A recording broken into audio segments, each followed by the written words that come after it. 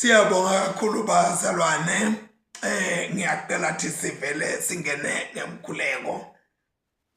Nkosi uNkulunkulu babe wasezulwini nasemhlabeni wendalo yonke, siyabonga ngoba usendela lokuhle ungaqhawuli.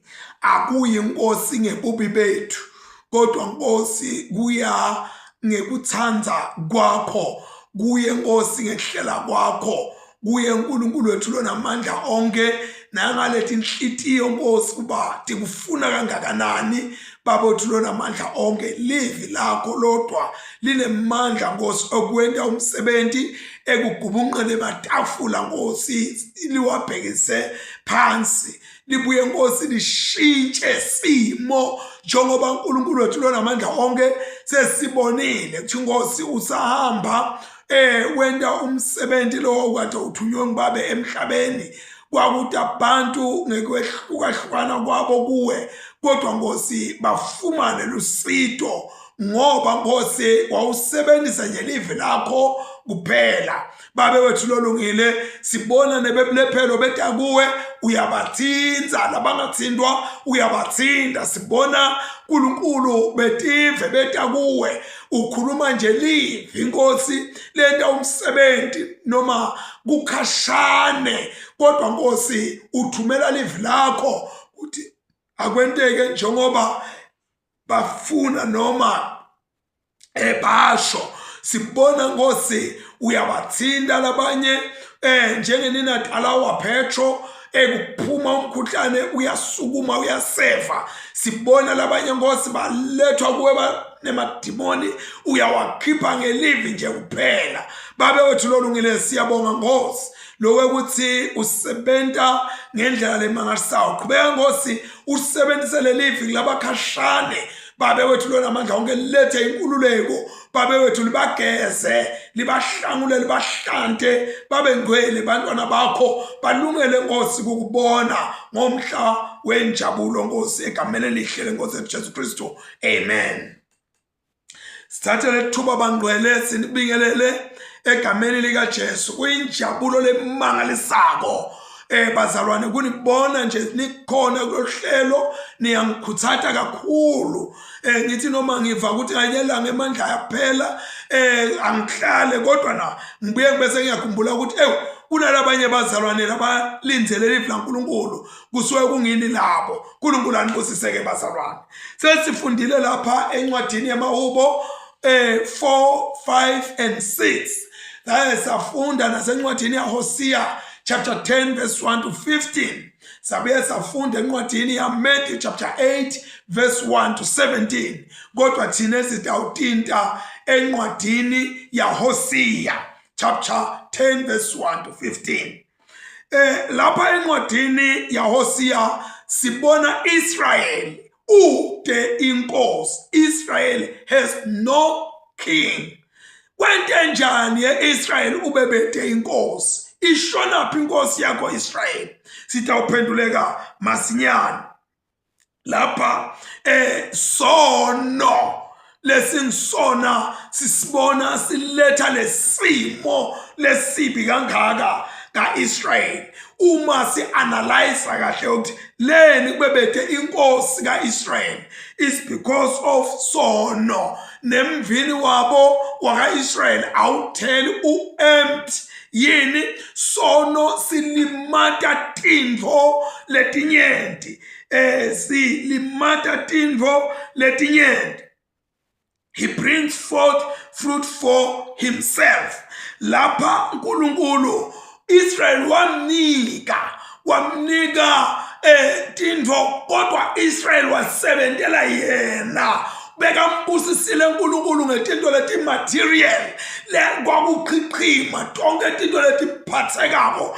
uNkulunkulu bekambusisile Israel, kodwa wenta njani Israel? Wasebenzisa letinto watisebenzisela yena, wakhohlwa ngaNkulunkulu. Wathi ngemandla ami ngisebentele, ngetikhwepha tami ngisebentile, ngaloko-ke kwami wendlula Israel wayonikela etithixweni, ma-idols. inkosi lokhu uNkulunkulu lamnike khona Israel wahamba unikela kuma-altar ngoba bese ke wayinto abamanengi.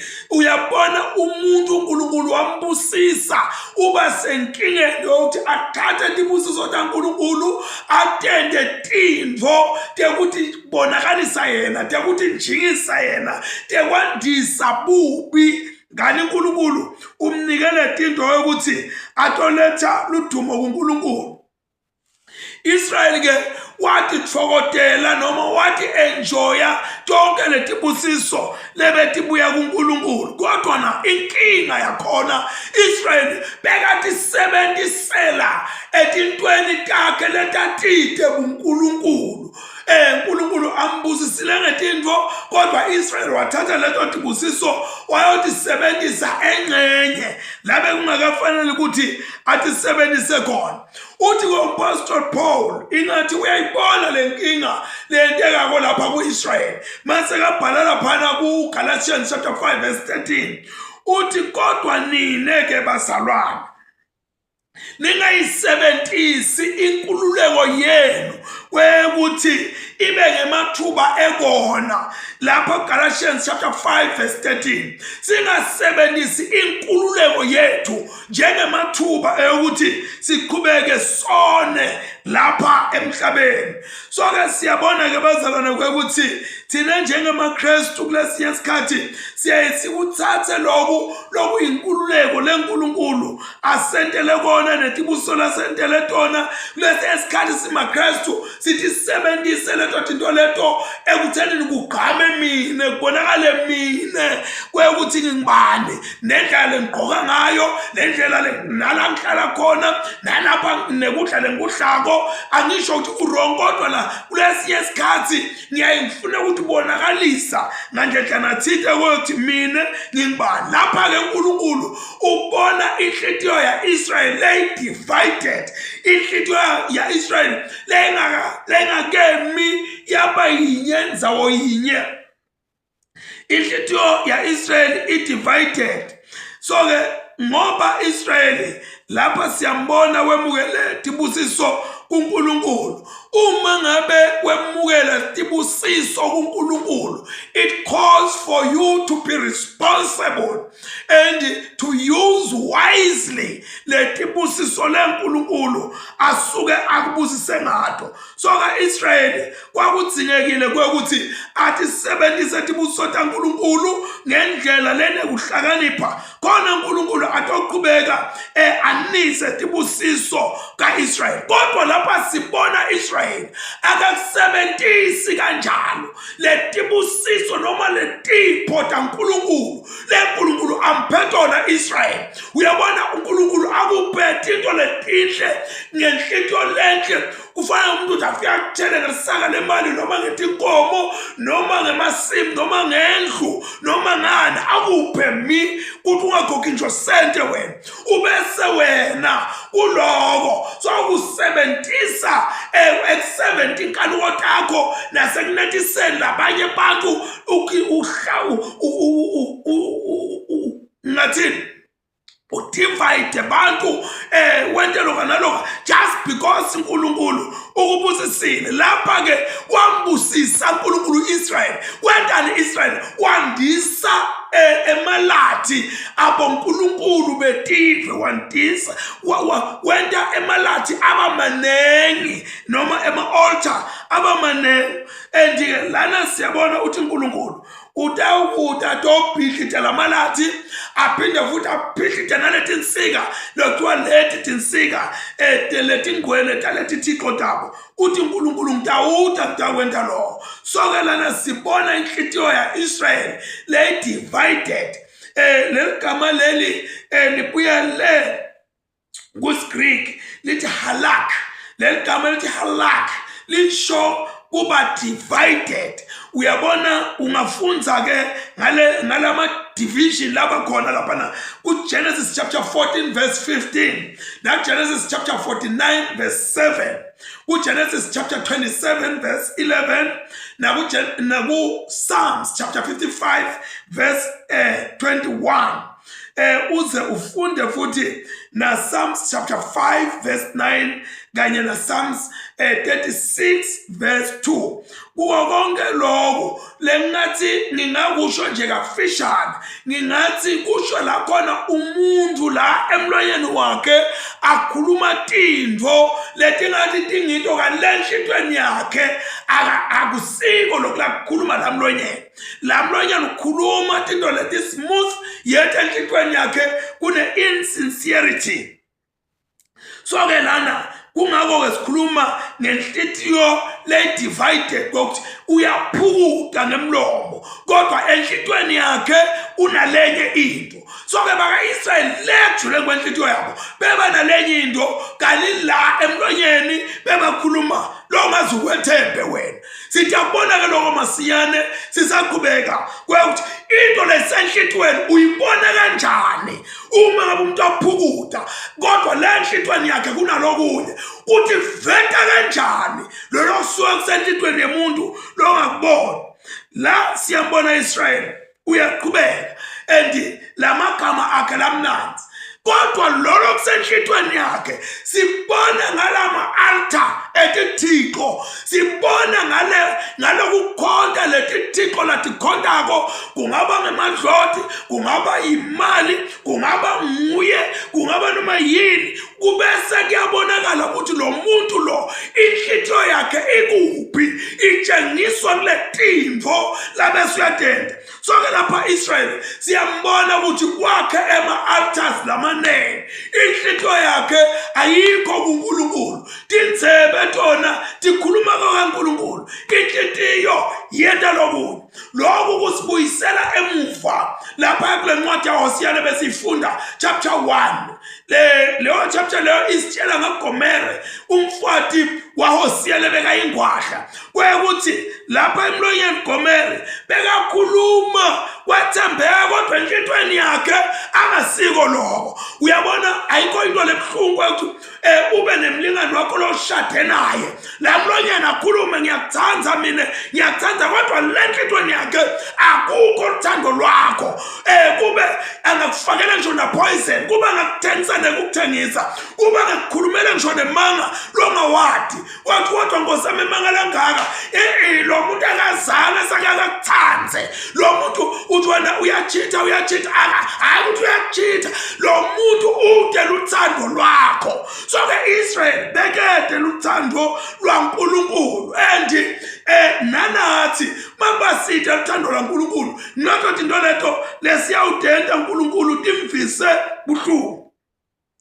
Israel ke beka inhlithiyo yakhe ingekho kuNkulunkulu, yayikuphi inhlithiyo yaNkulunkulu ya Israel beyisethi Thixweni. Sibona ngalama altare abo Bhali, lama altare abo Ashtaroth, lama altare abo banibandeka wakhako kwethi inhlithiyo yakhe ayikho kuNkulunkulu. Uthi ke uNkulunkulu ngitawephula lama altare akho, ngitawabhubhisa lama altare akho.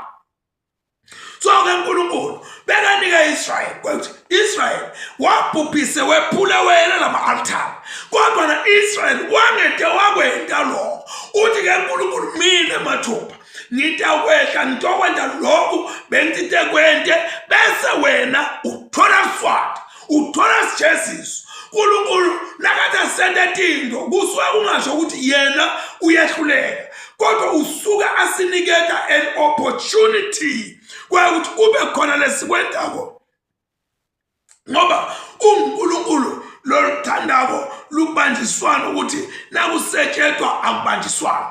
Uthi uNkulunkulu ngawuphithithela kwama-altari ngiphinde ngispoile konke lokhu kwabonkulunkuluwana lokuthi Thixo leni kukhondayo. Israel ke ubona sihlalo sakhe sebukhosi si-empty, kude lohleli kuso akunankosi lehleli kulesihlalo lesi. Kwenta njani? Bengangathinta eqaleni kodwa sitawubona kokuqala sengifethile lethi sono senteni simente njani Israel.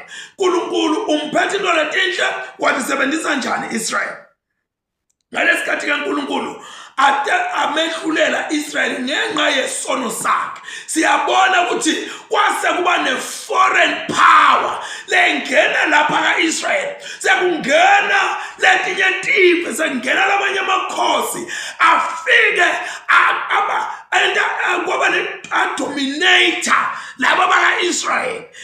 Le makhosi a-Israyeli abangaphansi kwalaba. Uyabona, u-Israyeli lovule umnyango wokuthi inkosi ingabusi. Kanjalo nathi uma ngabe kukhona into lesiyendabo kwekuthi uNkulunkulu simkhwashisele eqeleni, kubese siyetha sithatha idominion etimpilweni tethu. Uma ngalethu lo muntu akasalawuleki ngani, akalawuleki ngoba sekune-foreign authority or foreign power lesethu kwempilo yakhe.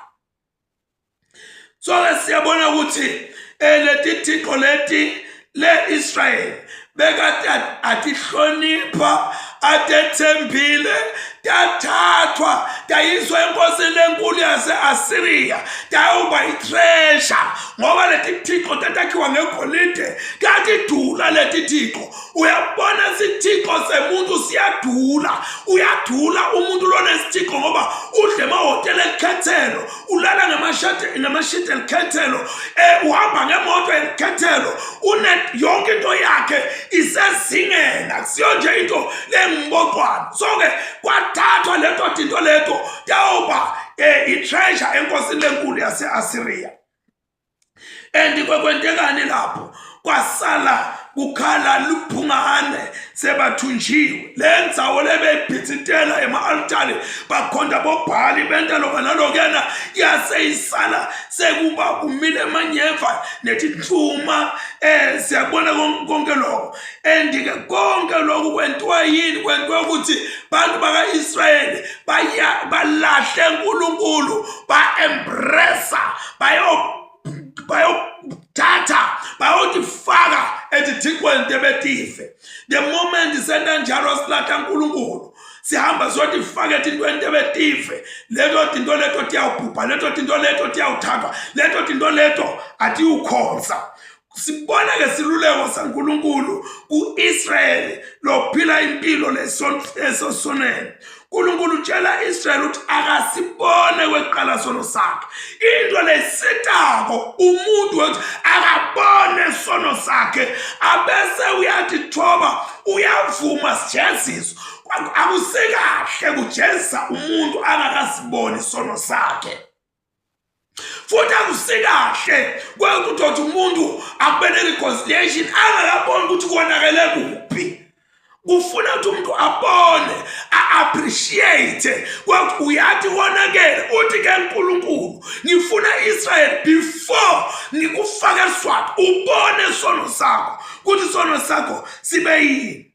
Number one, siyabona lapha ukuthi kuyavela ukuthi you have sinned from the days of Gibeah. Gibeah lona uke wavela lapha kwaSiya chapter 9 verse 9. Lekusho sono lesibi, a horrific sin lebekasentile Israel. Masifunda incwadi yaJudges chapter 19. Sono lebesikade simathi uthi uNkulunkulu noma mfaka eSwati ngenxa yekona kwakhe, ngenxa yebubi bakhe, ngenxa behavior yakhe lembi. Kodwa Israel wangakhawula kona. Kubuhlungu ukuthi umuntu noma sekashaywa uNkulunkulu angaboni ukuthi ngiyashaywa. uNkulunkulu ufuna ngibuye kuye ngitobona ukuthi ngone kuphi. Umuntu abe willfully blind. Uyabona kungathiwa atikhathele nje ukuthi mina ngifuna kuhamba ngibe blind noma ngibophe indwangu la ngihambe ngingaboni. So Israel was like that. Athi uNkulunkulu athi vete atibonakalisa. Israel akhetha ukuthi mina ngingamane ngihambe emehlweni ami ngingaboni, ngingaphenduki nasesonweni sami. So-ke uNkulunkulu kwamphatha kabi lokho ukuthi Israel akafuni ukubona kwekuthi wone kuphi. So when it is my desire, I will trust in them.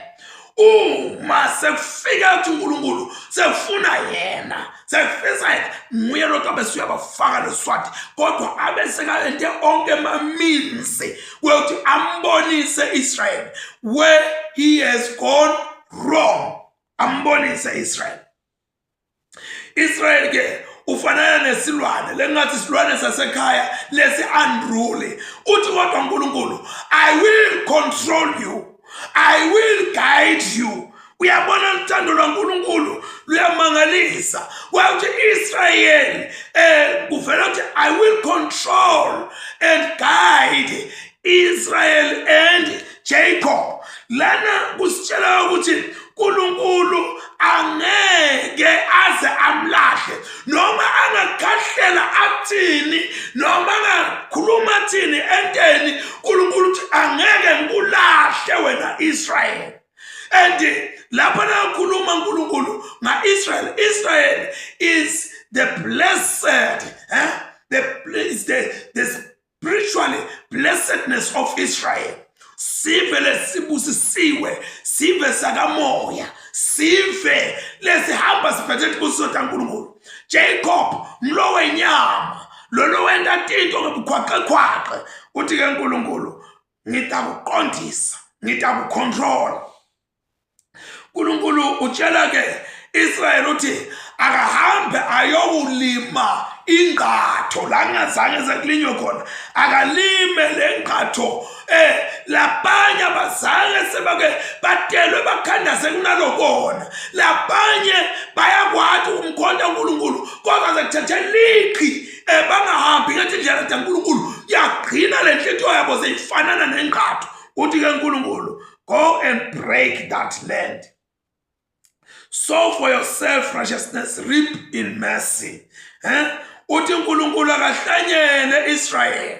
Lo Israel beke wahlanyela inhlanyelo yesono, and le nhlanyelo yesono lemlethela sijeziso noma sehlulelo lesibuya kuNkulunkulu. Kodwa uNkulunkulu solo buya kube uthi ye Israel hlanyela kulunga utawuvuna sihawu noma umusa, hlanyela kulunga utawuvuna umusa noma sihawu. So ke siyathanda ke kuhlanyela bazalwane, sonke siyahlanyela, nami ngiyahlanyela. Umbuto uthi ngihlanyela kulunga noma ngihlanyela sono na? Ngihlanyele idolo, namuhla ngihlanyele, kule viki ngihlanyele, kule nyanga lephelele ngihlanyele, kodwa kuthi isikhathi sami sevuna. Umbuto uthi ngitawuvunani yini lele ngihlanyelayo? Umbuto loyo nakuwela ufuna uthi bude ngale miqabango yakho uhlanyelele, ngalokukhuluma kwakho uhlanyelele, ngalokwenta kwakho uhlanyelele, ngalo ignore tinto, kubuka nje tinto utitshela ukuthi wena unandzaba. Funa ukuthi lona loyo athi bude ukuthi kodwa mina ngihlanyeleni empilweni. Uthi ke uNkulunkulu lima, break, yaphula umhlabathi, qhekeza umhlabathi, gubha umhlabathi. Lana lesithombe lesiphetwako lapha, sithombe lesibukeka sibhlungwana kodwa sithombe lesikhuluma ngekuhlanyela kanye nekuvuna. Kwekuthi kukhona lokufuna ukuthi kubreak, kukhona ukufuna ukuthi kwaphulwe noma kuqhekezwe kuze kuthi kutoba khona sivuno, kutoba khona lokutholakala. So uthi uNkulunkulu noma lo mhlaba basohleli kwaphela umnyaka, noma ngabe basohleli kuphela umnyaka ungayikhonda inkosi, ungaboni ukuthi uNkulunkulu yini sizathu sokuthi abe khona enhlitweni yakho, kodwa namuhla uthi uNkulunkulu break the furrow, break the land that has never been plowed before. So lenhlitiyo yakho kayiqhekezwe. Ngiyayithanda lento lena ngesixhosa ikhuluma ngokuqhekezwa. Uyabona ke mangabe uyolima indzawo lengazange seyike ilinywe, kulukhuni kulima ingqatho, and kuba like that land is so stubborn, it's resisting. Nesikali thina lesilima lesikazalima ngathi inkabi siyaphela, nesikali masiyane la ulima ingqatho. Kuphuka boma-reinforce kwenjanjana ulima ngani ngesikhulumba noma ngani lendzawo ingqatho, and ukwephula noma kungena endzaweni lesayikade yagcina kulinywa akuselula. Uyabona uNkulunkulu uma ngabe kufanele angene enhlitweni lesayikade yatitshela ukuthi gede ngaNkulunkulu asilula kumuntu ukuthi asukuma geze athi ngiyokhonta uNkulunkulu athi angente kuthi ngithunywa uNkulunkulu kwakusi into lelula. Uyabona ke uma ngabe livla uNkulunkulu ukuthi afuna ukuthi lento yomsebenzi kufuna kube khona ukuqhekeka lokuthi akwenteka kuze ukuthi utoba khona into leitakwenteka. Uma ngabe utothatha inhlanyelo uyibeke kwemhlaba kude itawudliwa inyoni. Uma be uvilapha uqhekeza umhlabathi, uma uvela buhlungu umhlabathi uthi nawuqhekeka ngoba kwe umhlabathi ungakhuluma nawuqhekezwa mawulinywa ungakhala uthi oh waze wangilimada uyangilimada uyabona livla uNkulunkulu lena leyo nto leyo uthi malita kufuna lisilimade ngoba litongishisa into lentitsandzako litongishisa tintfo leti ngenta nami ngifeel like I am somebody but nalifika livla uNkulunkulu funa lipenetrate lilimade liyoyekelisa imikhutshana yami lethinte kuzokuthi litawuphuma nesivuno thiteni empilweni yami. So ke kupita ukuthi umhlaba nawuqhekezwa kube nekulukhuni lobunjalo lotho edibana nabo ngoba kusuke yonke into ihlangene kodwa kwakho ukuthi juba ushone phakathi kube khona lotho ophuma nawo. So ke uthi for it is time to seek the Lord.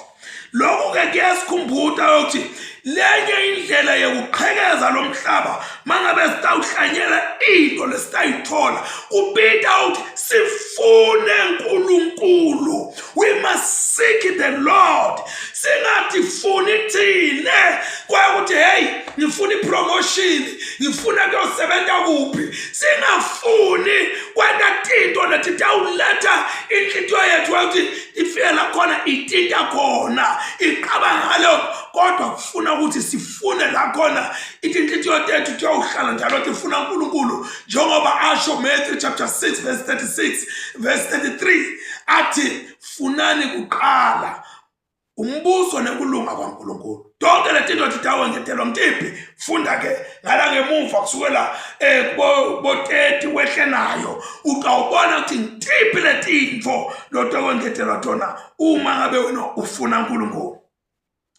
Uthi ke for it is time lokho ukuthi lento yaNkulunkulu yokuthi ulime ihambisana nesikhathi uthi for it is the time ukuthi ukunyalo is the present tense for it is the time lokho ukuthi nangabe linile njenyalo lina njengoba lina nyalo ngelive lakhe uNkulunkulu lithi uthi Isaiah ilive lasimakathi alifani nayo imfula lethi nayiyehla emhlabathini angeke yawushiya umhlabathi ungakamanzi. So kusho inyalo lokulehla nelive laNkulunkulu litawumathisa qhekeza ke wena utawufaka lenhlanyelo inhlanyelo yini kufuna simakathi ngoba lokhu kusho ukuthi kunebusizini phakathi kuyendlula uma ngabe uyekela kuyendlula kuyahamuka angeke usakhona kulima imvula seyihambile. Lokho ukuthi funa ulime manje kuze ukuthi uthola sivuno